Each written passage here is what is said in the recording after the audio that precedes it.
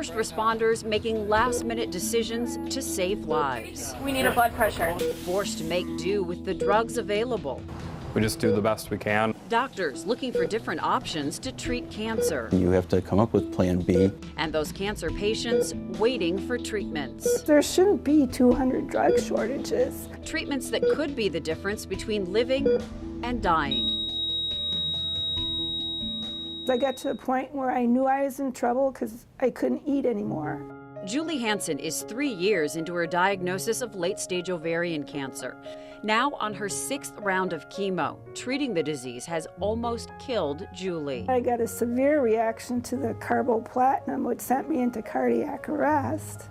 So doctors switched her to a new chemo drug. It didn't work. At one point, Doxil was the preferred treatment, but it was out of supply, so Julie went on a waiting list. How many people have died in the meantime that couldn't get the chemo they needed? She's been on that list for 17 months. In the meantime, every chemo's done a different damage to my body. The drug shortage problem has skyrocketed in recent years. In 2006, 56 drugs were in short supply. In February of this year, it jumped to more than 200. Dr. Jonathan Treisman is the medical director of Wheaton Franciscan Cancer Care. He, like others, has been forced to hold off treating some patients with Doxil. I've had patients where I really think that they would have done better had I had the drug available to them sooner. At one point, more than half the drugs on the FDA shortage list were considered critical. You have acute leukemia and you don't have the standard drug, that's a real problem.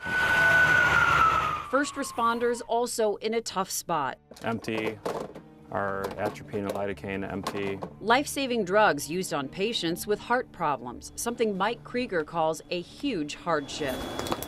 Krieger's been a paramedic 20 years. He's now president of LifeStar EMS and has never seen anything like this. It's just continued on and on. Standard pain meds like morphine in short supply for several years now. Sometimes there's alternatives and that are good. Sometimes there's alternatives that don't work quite as well. And Krieger admits it means more room for error. Many of the drugs not available come pre-mixed. And now we're having to potentially draw that up and dilute it and mix it up to meet what we need. All in a moving ambulance. Correct. It's the United States of America, and we can't get people the treatments that they need. Emily Roloff is with the advocacy affiliate of the American Cancer Society, one of several groups pushing to stop this disturbing trend, a trend in some cases caused by economics, manufacturers switching to drugs that bring in more money.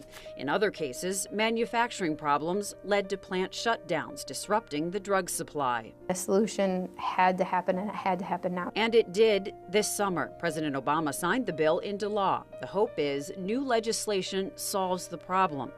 But Julie is still waiting for Doxil and is still not in remission. She's now taking a drug used to treat lung cancer. It's like a shot in the dark. Well, let's try this. As she waits and fights, Julie is speaking out, telling her story to anyone who will listen. You don't want anybody to go through what you've been through.